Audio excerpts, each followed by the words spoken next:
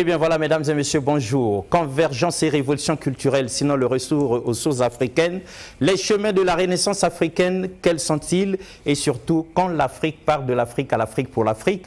Aujourd'hui, une fois de plus, nous sommes avec vous, mais pour disséquer quelque chose de très, très important, la dernière leçon de grammaire. La dernière leçon de grammaire, comme pour faire encore un clin d'œil à cet écrivain, à cet homme pas comme les autres, à ce responsable, à cet ancien ministre, à ce papa, à ce papy, qui décidément pense à la jeunesse, pense aux jeunes. Nous étions déjà ici la semaine passée pour décrypter un de ces messages, cri de cœur pour la jeunesse congolaise. Et il y avait eu à boire et à manger. Aujourd'hui, une fois de plus, nous revenons sur Dieudonné Antoine Ganga pour la dernière leçon de grammaire. Pour que tout le monde comprenne, sur le plateau de Convergence et révolution culturelle est tombé donc ce livre, la dernière leçon de grammaire. Nous l'avions lu avec toute l'équipe de Convergence et révolution culturelle. Et nous avons donc trouvé très intéressant de convoquer ici, une fois de plus, Chrysostome Fouque Zanzeka. Bonjour. Bonjour, cher ami. C'est vraiment une convocation. Une véritable convocation manu militari, hein, si bien que vous tombez comme un cheveu dans la soupe, mais on sait que vous êtes capable de décortiquer avec nous cet ouvrage, sinon le message dont il parle. Alors, dont il est porteur. Christella, bonjour. Bonjour. En forme, n'est-ce pas? Bien sûr, très en forme. Voilà, donc Christella, lorsque, une fois de plus, on revient sur Dieudonné Antoine Ganga, ça vous dit déjà quoi? Moi, ça me dit... la dernière fois, j'avais dit merci. Et là, ça me pousse encore à dire merci. Pourquoi? Parce qu'il a, une fois de plus, porté ou touché du doigt sur nos réalités. Toucher du doigt sur ce qu'on voit tous les jours, mais dont parfois on n'a pas conscience. Toucher du doigt sur ce qui arrive à la jeunesse congolaise, mais cette fois-ci dans le milieu des écoles. Et ça, franchement, j'ai envie d'applaudir. En tout cas, on applaudit parce que c'est vraiment magnifique. Franchement, c'est magnifique qu'ils prennent le temps, d'autant... c'est comme un médecin. Il arrive, il vous soigne d'abord du paludisme, il détecte une autre maladie, il vous soigne à nouveau cette maladie, il la détecte encore et il en parle. Donc là aussi pour la jeunesse congolaise, c'est comme ça qu'il procède. Il détecte d'abord une première maladie qui met sur le plateau, si je peux dire. On se rend compte, on a une prise de conscience et c'est comme s'il revenait, il dit c'est pas tout.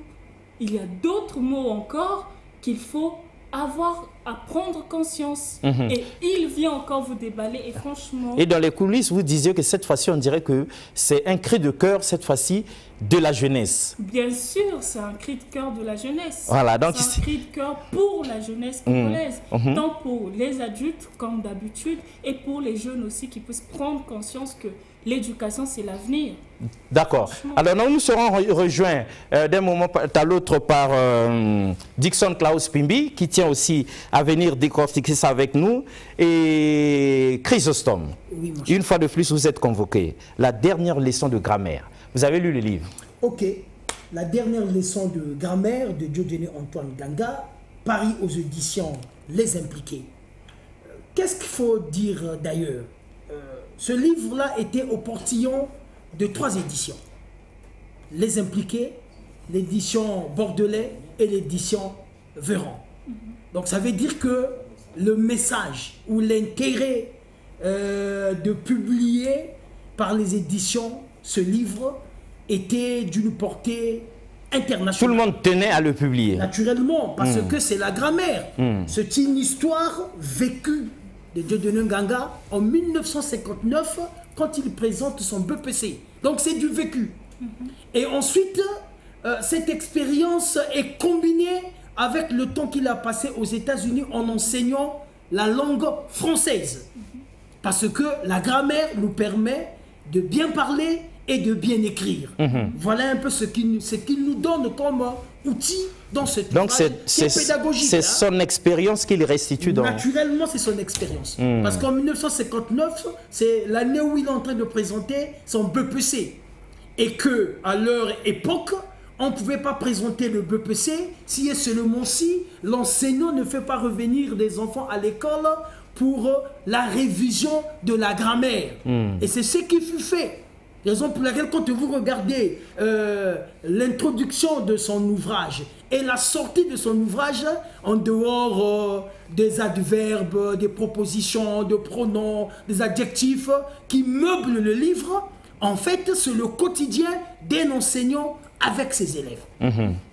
Alors, dans le quotidien d'un enseignant avec les élèves, nous, au niveau de Convergence et Révolution culturelle, nous aimerions bien que chacun de nous soit libre de dire avec ses propres mots son ressenti.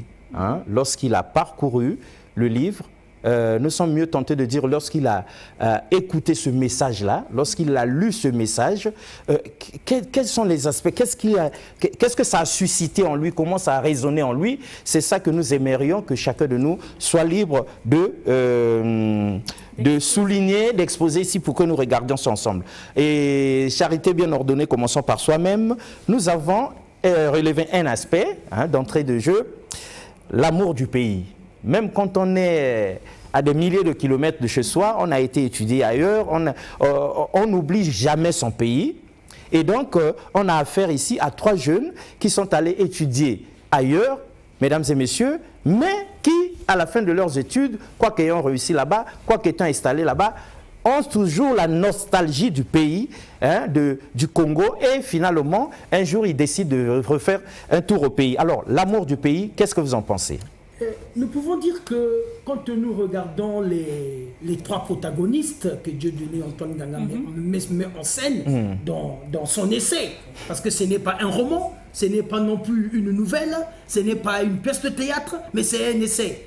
On peut se rendre compte que il s'identifie en tout cas parmi les 3. Ah. Même si il ne le dit pas. C'est sûr que c'est son combat qu'il a retracé là. Parce que c'est une expérience vécue. Oui, mais question, est-ce que pour ceux qui réussissent aux examens, vont étudier ailleurs, est-ce qu'on est obligé de faire un retour au pays? J'aimerais juste, avant que vous puissiez répondre, moi il y a enfin, je dirais, parmi les pages que vous m'avez envoyées, M. Alexis, il revient au pays après avoir entendu ce que les autres ont rapporté. Bien sûr, le personnage, les 3 personnages qui se trouvent dans l'essai, comme M. Chrysostome l'a dit, ils reviennent au pays après avoir entendu ce que les autres qui sont retournés leur ont rapporté. Ce qu'on leur a dit sur ce qui a changé, sur ce qui n'a pas changé, sur ce qui s'est passé au pays. Donc c'est une question de curiosité. Ils sont revenus parce qu'ils étaient curieux de voir ça d'eux-mêmes, et non par amour. Si moi, je peux le voir ainsi. Non, mais parce que Christella, il se trouve, c'est l'amour du pays. Il se trouve que ceux qui sont ici, ils rêvent d'aller ailleurs et chacun se dit, bon, comme moi, une fois que je suis allé là-bas, je ne rentre plus. Mais ceux qui sont là-bas, ils ont la nostalgie d'ici. Une fois que vous êtes sous d'autres cieux, vous allez penser à ces chargeurs de bus qui crient là, parce que vous n'entendrez plus ces cris là-bas. Vous allez chercher à revoir le marché Total, le marché de Mongali et tout ça. Vous allez chercher à revivre l'ambiance de chez vous, la culture de chez vous, et pourquoi pas les mets de chez nous. Ça fait toujours revenir. Ce n'était qu'un aspect. Dixon est arrivé. Dixon, bonjour. Alors, donc, ce n'était qu'un aspect, mais entre autres, Dixon, la dernière leçon de grammaire, parce que vous avez tout fait, vous avez slalomé dans les embouteillages de Brazzaville pour arriver ici, ça vous a suscité quoi? Eh bien, la dernière leçon de grammaire, j'ai l'impression qu'elle est écrite, elle est faite par une grande mère justement, qui connaît ses petits-fils, qui connaît ses enfants, et qui a décidé justement de se mettre à l'œuvre dans l'optique de la correction, dans l'optique de corriger en vue d'améliorer l'expression des enfants. Il y a aussi, moi j'ai constaté que finalement l'auteur est un artiste peintre qui sait peindre la société. J'ai vu chez l'auteur aussi, on va dire, la sensibilité patriotique. Après être parti loin du pays, il avait encore en lui, on va dire, cet amour patriotique qui justement l'a poussé, lui, à vouloir revenir, aller visiter son quartier Par contre. Et certainement, c'est dans ce même élan, dans cet amour qu'il a, comme ça là, écrit la dernière leçon de grammaire comme pour transmettre le savoir. Justement pour transmettre le savoir. Mais il y a d'autres aspects, j'en épingle là, vous êtes libre d'en épingler. Il y a aussi la conscience professionnelle. Les enfants, une fois revenus, ces 3 citoyens revenus au pays, revisitent leur quartier, vont faire un tour à leur école primaire, et se rappelle bien, regarde déjà l'état des lieux, ça a vieilli et tout ça, nous passons rapidement, ils pensent à la corniche, et c'est pas comme ça qu'ils avaient laissé, mais après ils ont en mémoire, ça leur revient les souvenirs de leur dernière leçon de grammaire. Cette dernière leçon, Dixon et les autres, c'est la révision qui est faite par l'enseignant. À l'époque, c'était l'instituteur. À l'époque, c'était des prêtres. Voilà. Donc, il leur fait une révision intégrale pour leur permettre de s'admettre à l'examen qui arrive. Parce qu'on se rappelle bien qu'à cette époque-là, les fautes d'orthographe, quand vous en aviez fait 5, c'était éliminatoire. Donc, il fallait vraiment que ce soit bien assimilé. Il y a conscience professionnelle. Est-ce qu'on est d'accord avec moi? Oui. Mais qu'est-ce qu'on dit quand on regarde l'école aujourd'hui? Bon, concernant la conscience professionnelle. Il faut aller sur une base selon laquelle la grammaire nous permet de bien écrire et de bien parler français. Fort de son expérience, l'auteur Dieudonné Antoine Ganga, en voyageant, en regardant l'école congolaise qui se meurt, qui a même perdu des valeurs, qui est tenue par des enseignants plus ou moins qualifiés, il faut le dire. Parce qu'aujourd'hui, avec la libéralisation de l'école, nous avons des écoles privées où quelqu'un n'a pas trouvé satisfaction dans un secteur. Pas de débouché, bon. Voilà, il va là-bas. Aucune solution. Il n'a pas fait de la pédagogie, il n'a pas fait de la psychologie, il n'a pas fait... en fait, il n'a pas des éléments de base pour communiquer aux enfants. En fait, c'est tous ces problèmes-là qui emmènent Dieudonné Antoine Ganga de se souvenir de la grammaire d'hier, qui est en fait la même grammaire. La même grammaire. Les mots n'ont pas changé, les adjectifs n'ont pas changé, les voyelles et les consonnes n'ont pas changé. Mais est-ce qu'elle est enseignée encore avec tout le sérieux dont faisaient montre les instituteurs, les enseignants d'autrefois? Aujourd'hui, l'enseignant n'enseigne plus avec tout le sérieux. Raison pour laquelle ce livre, qui est un livre didactique, devait se retrouver dans toutes les maisons. Tout enseignant qui se respecte devait avoir la dernière leçon de grammaire. Pour qu'il regarde qu'est-ce que l'auteur a mis là-dedans. Parce que c'est fort de son expérience d'enseignant de la langue française aux États-Unis qu'il produit ce livre-là. Très bien. Et alors, on se rend compte qu'on en a besoin. Très bien, nous sommes d'accord avec lui. On en a énormément besoin parce qu'il y a des compétences de certains enseignants qui sont vraiment douteuses. Hein? On se demande parfois, mais pourquoi ils se retrouvent dans une salle de classe devant les enfants. Alors, Christella, qu'est-ce que vous avez pu, quel autre aspect vous avez pu épingler? L'aspect que j'aurais souligné, c'est le côté comparatif des années, bien sûr, on l'a dit, en parallèle. L'école d'hier, l'école d'aujourd'hui. Et l'école d'aujourd'hui. Et quand il parle de l'école d'hier, de l'école d'aujourd'hui, il est allé dans son ancienne école, quand je parle du personnage, l'école où il a fait son primaire, il laisse une salle de classe belle. Avec quelques années plus tard, ça a vieilli. Quelques années plus tard, il revient, c'est la même pièce, mais il ne la reconnaît pas. Il ne la reconnaît pas. C'est tombé en ruine. Ce sont des aspects qu'on revoit aujourd'hui dans nos écoles. Si vous voyez par exemple les écoles publiques qu'il y a ici, je ne maîtrise pas tout, mais je vais aller à Pointe-Nord, je suis de Pointe-Nord, excusez-moi les téléspectateurs. Si non, mais ce n'est que normal. Le lycée de Mpaka, 30 mars, toutes ces écoles sont des écoles publiques de Pointe-Nord. Aujourd'hui défigurées. Défigurées totalement. On se demande pourquoi est-ce qu'on n'entretient pas. Manque d'entretien. Pourquoi on n'entretient pas ces salles. Et quand on parle des enseignants qui n'enseignent plus avec tout le sérieux, excusez-moi, bien qu'on ait fait pédagogie ou autre, dans une salle de plus de 200 élèves, 150 élèves, je ne vois pas qu'un seul homme soit capable de tous les gérer. Il y a aussi ça, ces effectifs pléthoriques dans les salles de classe. Je prends mon exemple. Ma grand-mère, elle enseigne l'espagnol au lycée. Elle est allée à Cuba, elle a fait ses études durant 12 ans là-bas, elle revient avec ses diplômes ici et elle enseigne l'espagnol et le français. Imaginez-vous, elle enseigne dans 3 écoles, d'accord, des écoles publiques. Dans une salle, elle peut avoir 100 élèves. Et imaginez dans ces 3 On a compris. Si elle avait 300 élèves, comment est-ce qu'elle va enseigner 300 élèves? Jusqu'à minuit. Jusqu'à minuit. Copie parce que quoi, elle avait l'amour des élèves. Des élèves. De ses apprenants-là, de son travail. Elle avait la conscience professionnelle. Elle a la conscience professionnelle. Ah, elle continue d'enseigner. Elle s'appelle encore aujourd'hui Ndonga. Madame Ndonga, on lui fait un clin d'œil. C'est vrai qu'il y a à boire et à manger, ce n'est qu'un aspect Dixon. C'est sur ça ou bien vous avez souligné autre chose? Plus ou moins sur ça, mais je vois que l'auteur est très sage. Il sait, on va dire, faire glisser le problème de la responsabilité de l'État, oui, dans son histoire à lui, dans ce qu'il évoque, dans ce... Qu'est-ce qui le prouve? Vous voyez, quand on parle de l'école, l'état vétuste de nos écoles aujourd'hui... Ah oui.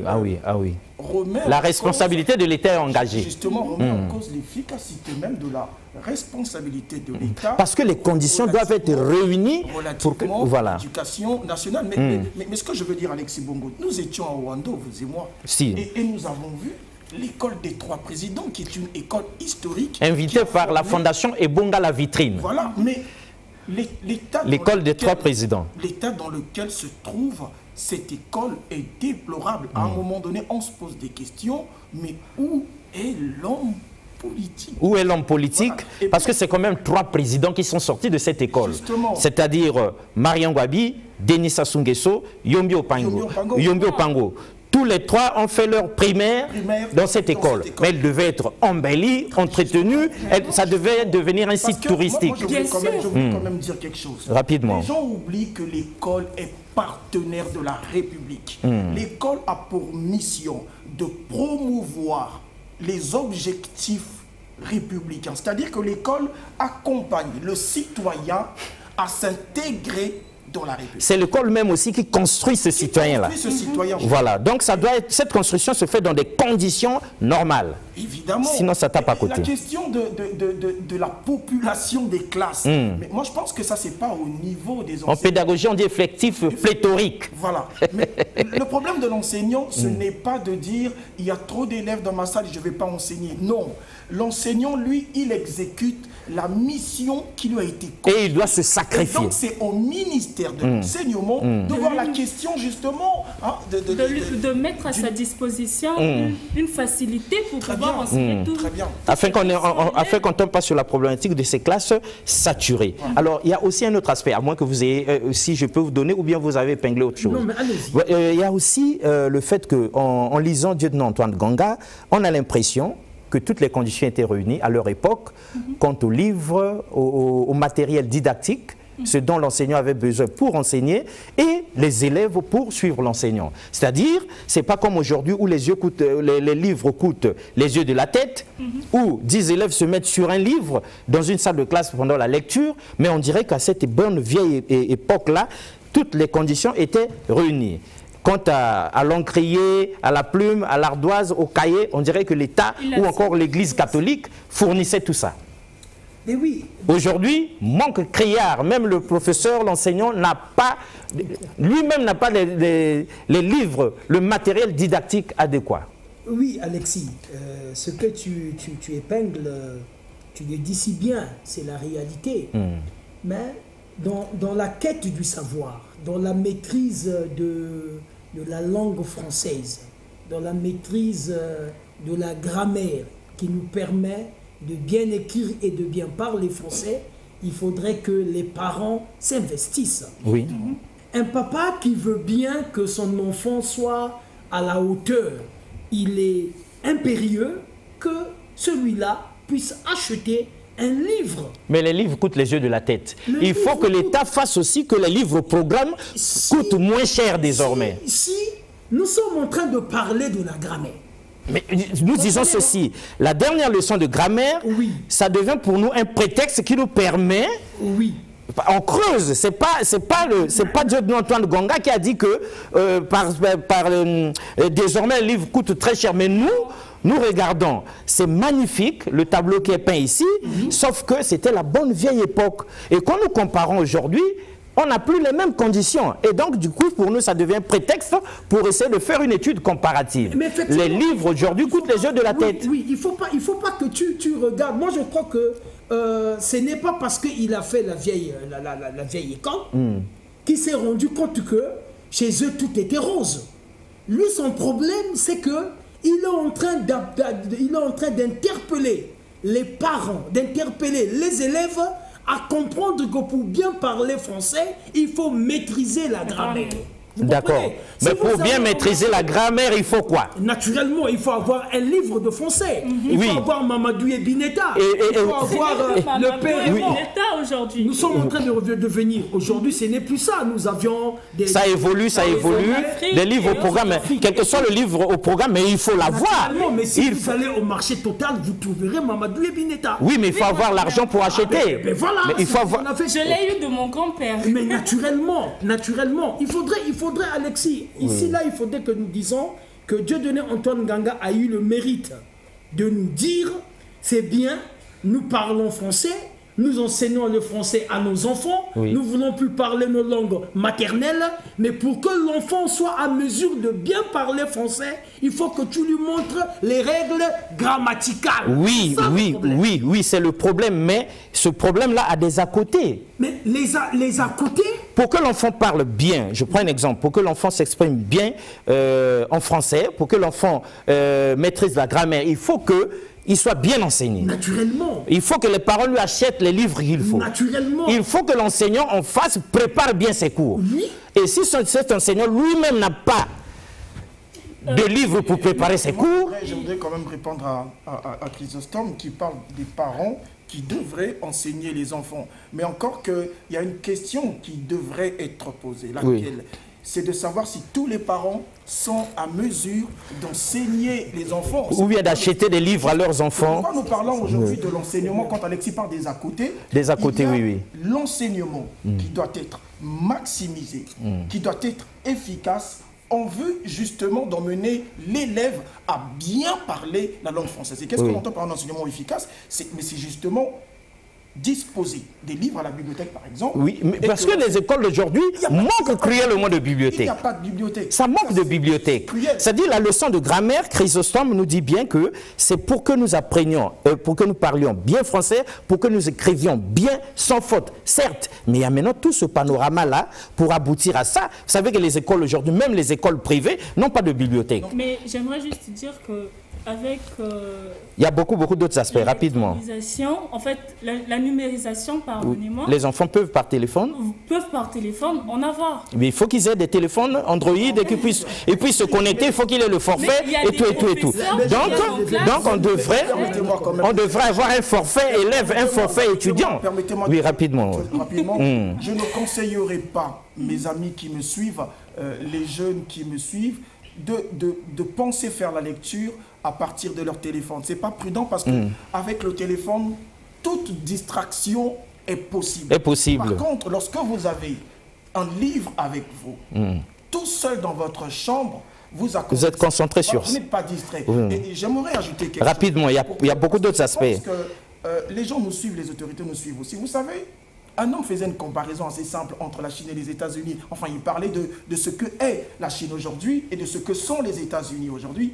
Il disait, quand vous regardez ces deux pays, vous allez remarquer que ces deux pays ont les plus grandes bibliothèques du monde.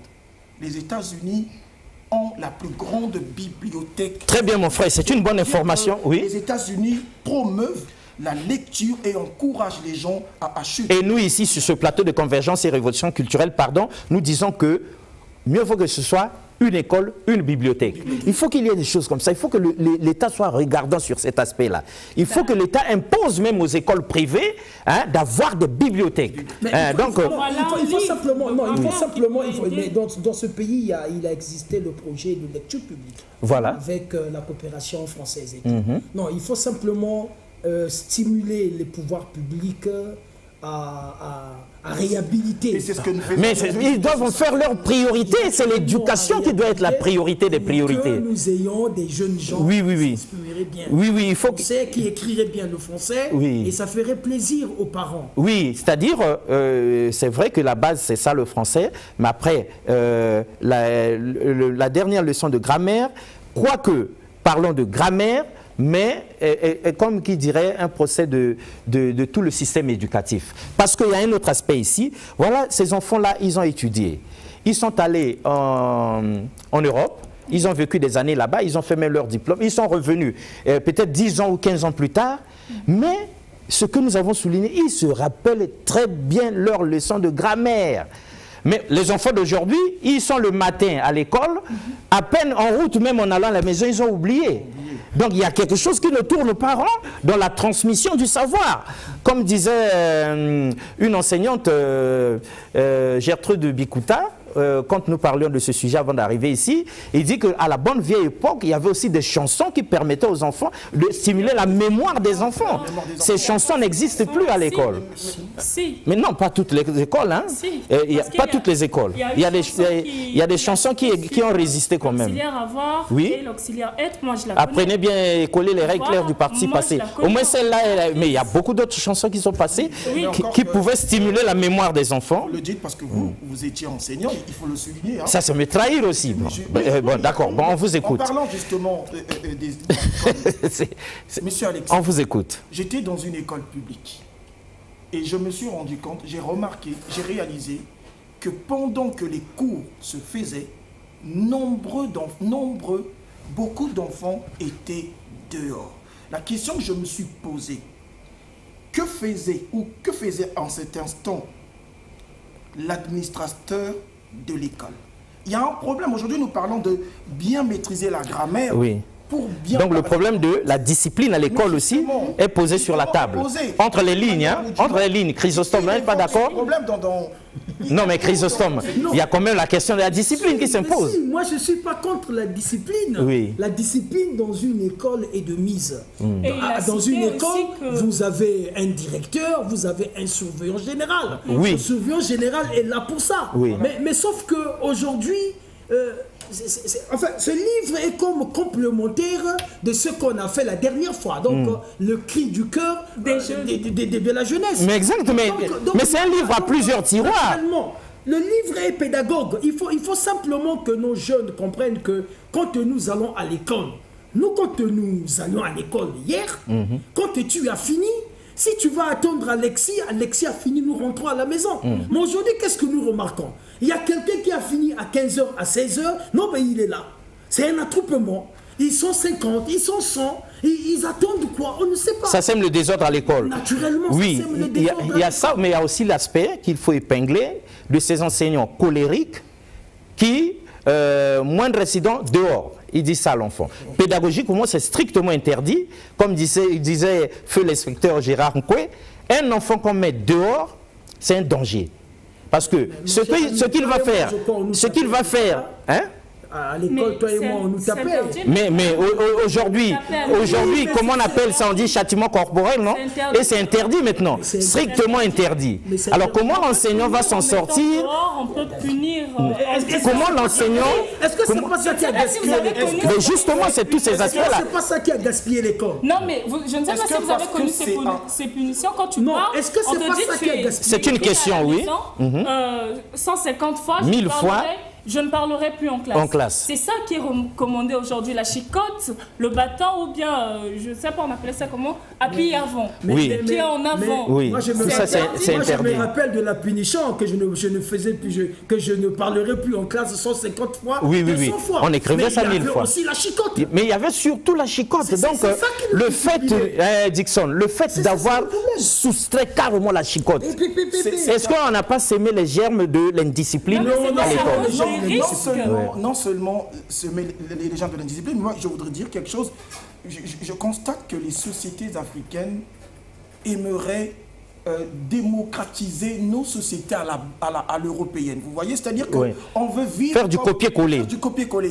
Si le blanc ne tape pas, mais c'est lui et son univers à lui. Il a certainement étudié les contours de l'éducation. Vous voyez? Non, mais... Chez nous, laissez-moi finir. Oui, rapidement, rapidement. Vous savez, il y a des gens qui sont devenus intelligents après la chicotte. Oui.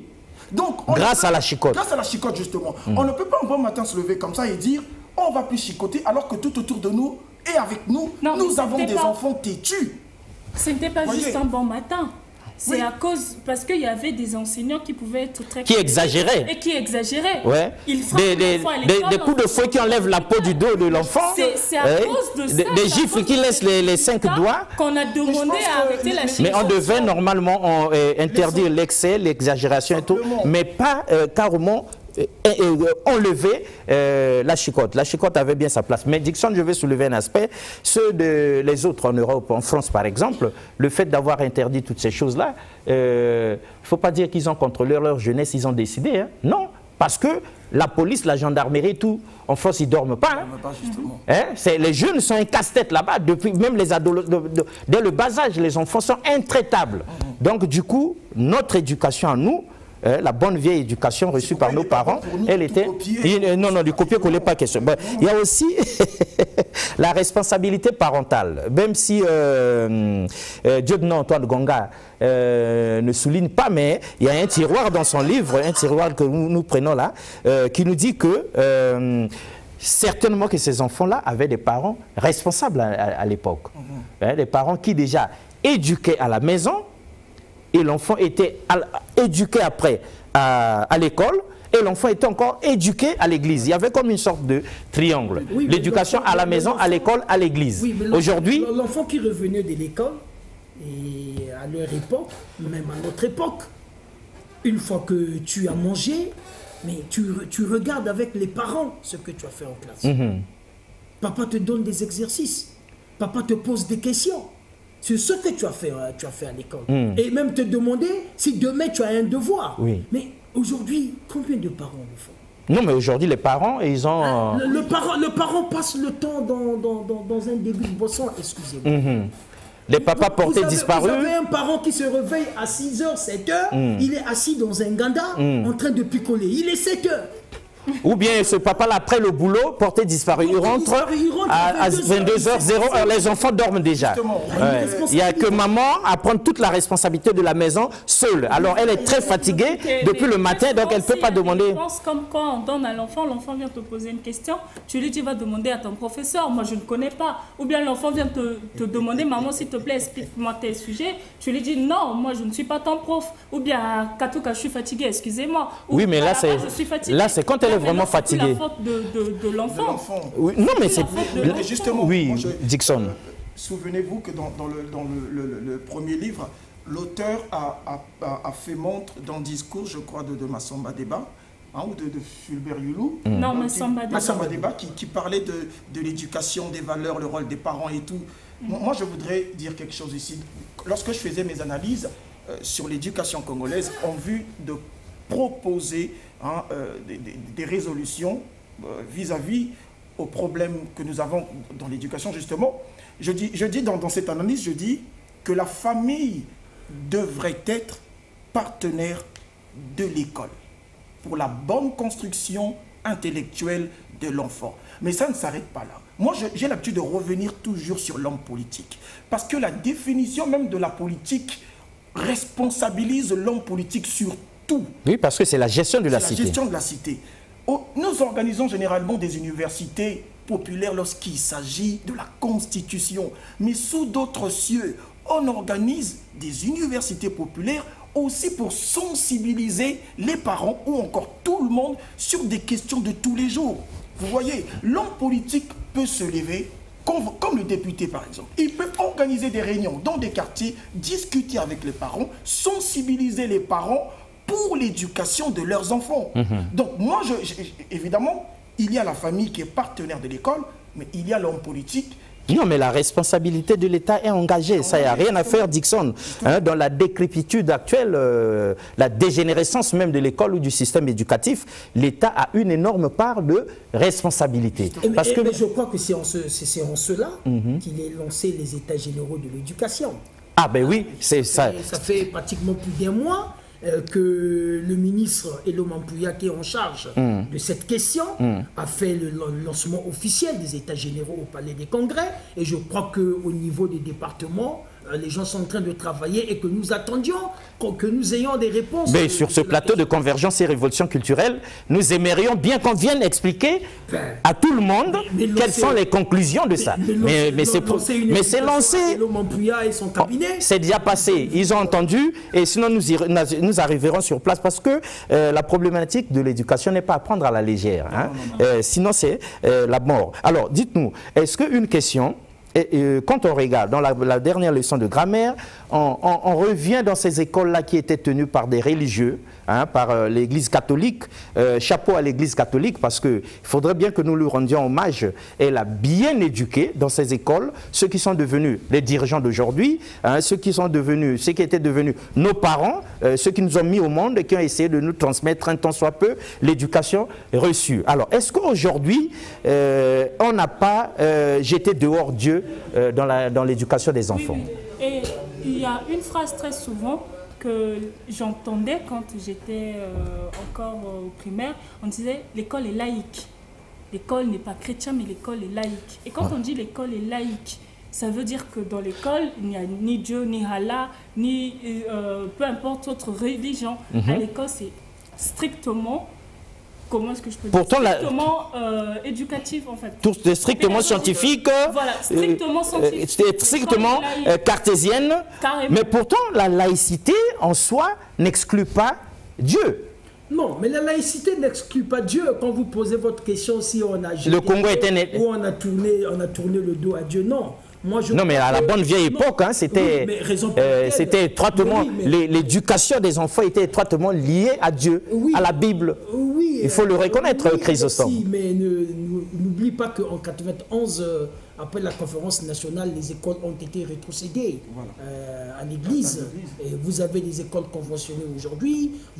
Et ces écoles tenues par les églises, on a l'impression qu'elles sont les meilleures. Mais bon, elles sont les meilleures, oui. C'est vous qui le dites. Non, on a l'impression, vous pouvez dire le contraire. Non, dans le sens que peut-être dans leur...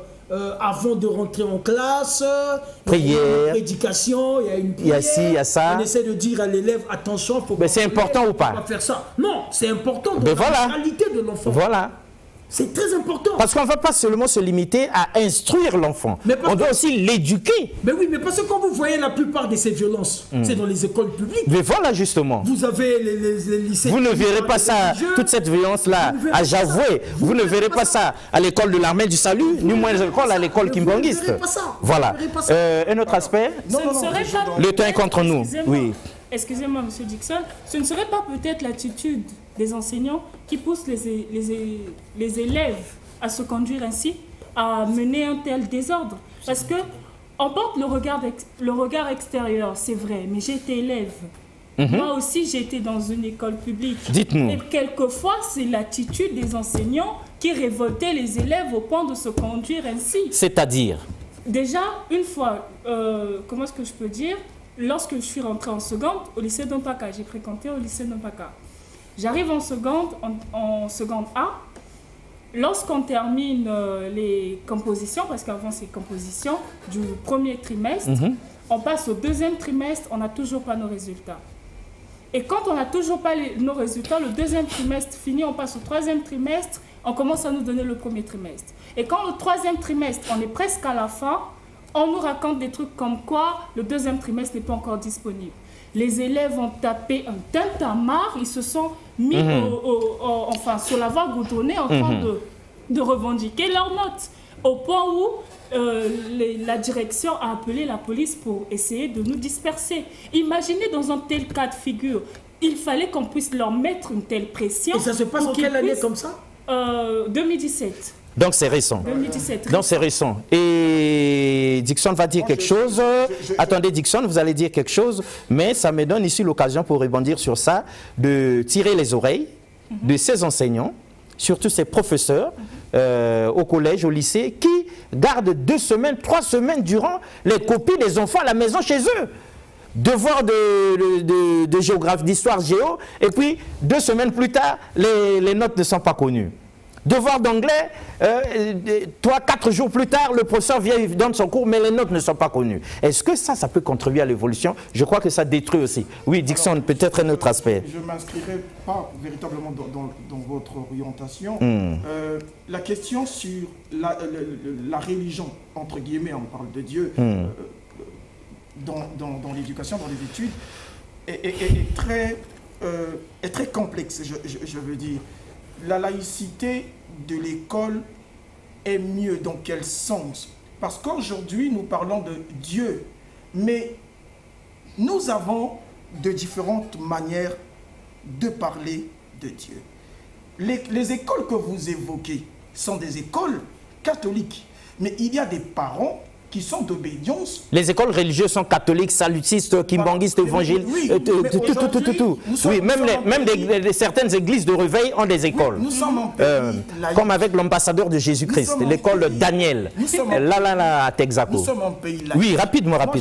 Quel est le problème? J'ai reçu M. Saïd. Vous pensez que M. Saïd accepterait que son enfant... Non, il ira dans une école musulmane. Mais c'est pour vous dire que l'école doit rester laïque. Oui, mais le problème, c'est que c'est une question qui est posée. Est-ce qu'à l'école, lorsque nous disons nous cultivons la laïcité, est-ce qu'on n'a pas trop jeté dehors Dieu? Si vous trouvez que c'est bien, mais sinon, là dans la leçon de grammaire, à l'époque, avant de commencer, à l'époque, il y avait ça. Même avant que les enfants n'aillent à l'examen, il a prié pour eux. En latin. Oui, il a prié. Et il est partout, mais pour éviter de déranger. Si on sait mais oui. Il faut donc éviter d'inclure Dieu dans vos heures d'enseignement. Si, on sait, mais je vais lire. Oui, rapidement. Une prière qui est faite peut être faite sous esprit catholique, comme sous un esprit de l'Église. C'est seulement Dieu. Catholique, Kimbangi, Salutis, Église de réveil, c'est Dieu. Musulman, c'est Dieu. Oui, rapidement. On donne un conseil. Par exemple, on dit dans la Bible, ne volez pas, ne volez point. Voilà. Dans la Bible. Dans le Coran, quelle religion va être contre ça? Quelle religion va être contre ça? Tu ne tueras point, tu ne voleras point. Les religions sont les... Bon, là, on va clore ce chapitre-là parce qu'il y a d'autres... Oui, rapidement. Conseiller ne pose pas de problème. Mais ce qui pose problème ici, c'est faire des prières. Souvenez-vous, à Wando, nous avons organisé des réunions. Dixon, c'est déjà compris. Dixon, c'est déjà compris. Si on peut toujours commencer, l'enseignant peut arriver, dit peut-être en 2 mots, Père, bénis cette classe. Si, oui, même si il y a des... ce n'était qu'un aspect, ce n'est qu'un aspect, mais ce qui est vrai, c'est que à l'époque, ils ont cultivé ça, ils s'en sont servis et ça a donné des dieux de Antoine Gonga. Hein? Ici, attends, Dixon, page 181 pour terminer avec ça. Hein? Page 181. Page 181, après toutes les révisions qui sont faites. Oui, merci Dixon. Merci. Mais l'Église catholique n'a pas tout faux. Hein? L'Église catholique n'a pas tout faux. Parce qu'il y a des gens aujourd'hui assez ingrats pour ne pas reconnaître le travail énorme abattu de l'Église. Donc, je dis ceci. Je ne suis pas en train de dire que l'Église... Ok, donc c'est très bien. Je dis page 181, l'épilogue.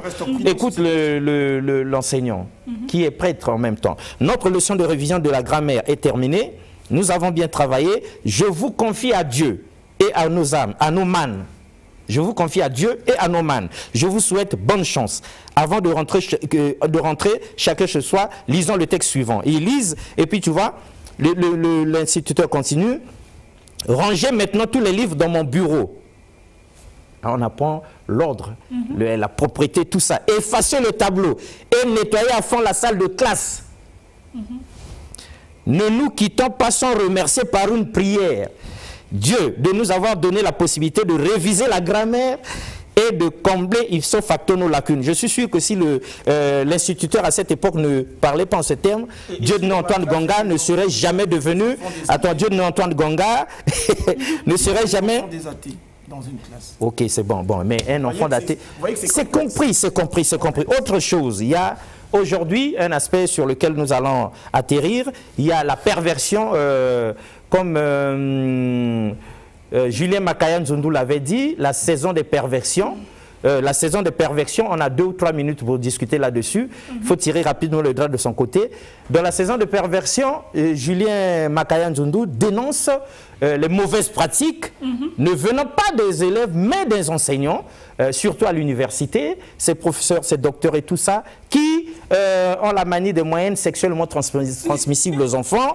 Hein, donc il faudrait que l'étudiante passe d'abord, sinon elle ne valide pas. Alors qu'est-ce qu'on dit? À la bonne vieille époque, dans la dernière leçon de grammaire, ces pratiques-là n'existaient pas. Comme je disais à M. Alexis tout à l'heure, oui. J'avais vu dans un... Vous êtes étudiante? Oui. Vous avez déjà certainement été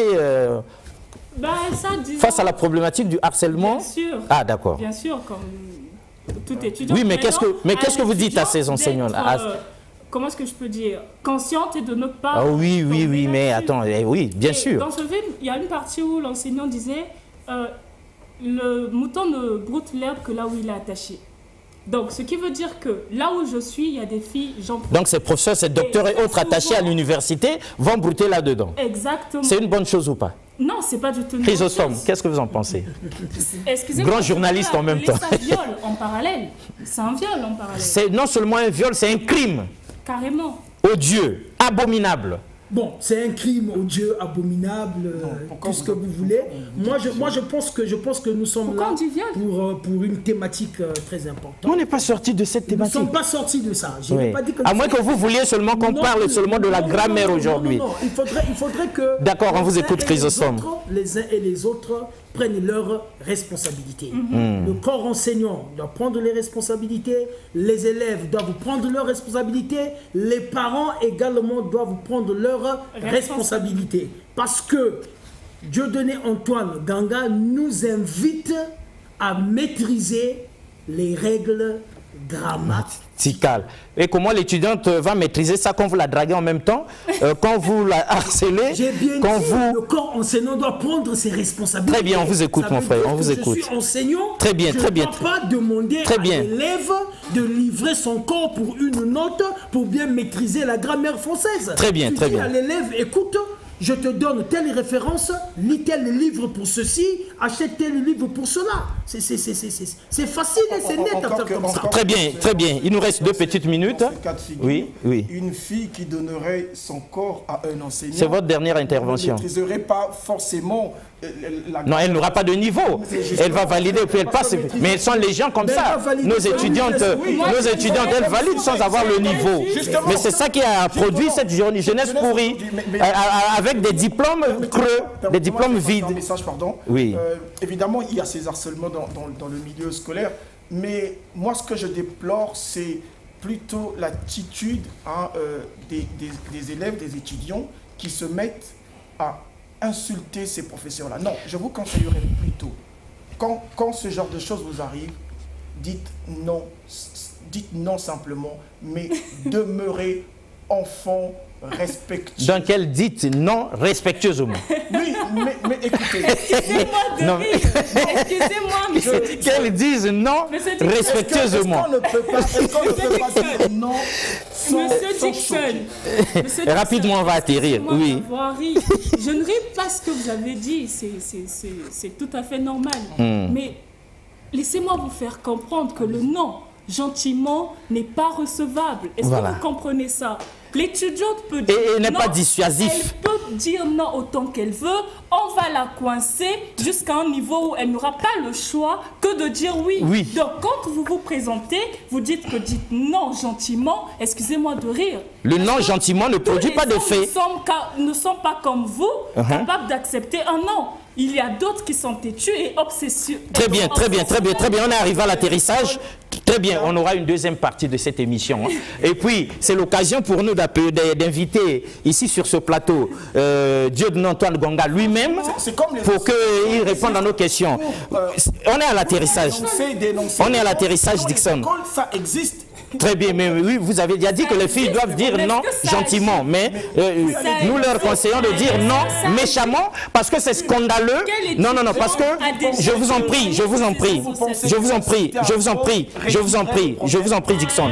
Donc nous étions, mesdames et messieurs, vous avez vu, tout ça c'est Dieudonné Antoine Ganga en bon enseignant, en bon journaliste, chef de famille, parent, ancien ministre, donc un homme d'État, conscient des problèmes que vivent nos écoles, a donc soulevé ça, posé sur la table la dernière leçon de grammaire.